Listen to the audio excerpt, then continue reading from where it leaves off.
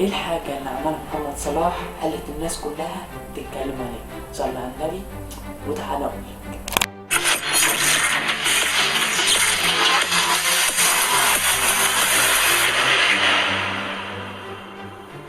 كان في مباراة بين تشيلسي وليفربول يوم الأحد، كانت مباراة مهمة. تشيلسي جاب الجون، ليفربول جاب الجون، الشوط الأول خلص. جه الشوط الثاني يورجن كلوب خرج محمد صلاح في الدقيقة 75. محمد صلاح كان باين عليه الغضب قوي وشوح ليورجن كلوب.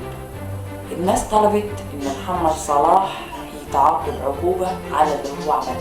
يورجن كلوب طلع في التصريحات وقال إن محمد صلاح ده لاعب ممتاز مش محتاجين إن احنا نتكلم عليه. قال هو لو كان سجل هدف كان هحقق رقم قياسي جديد، وانا مش حمل ان انا افكر في الارقام القياسيه اللي هو عملها. شوف انت بقى مين الغلطان، يورجن كلوب ولا محمد صلاح؟ وبس ده كان فيديو بتاع النهارده، بس متنساش اللايك والاشتراك وتفعيل زر الجرس. سلام يا اخواتي.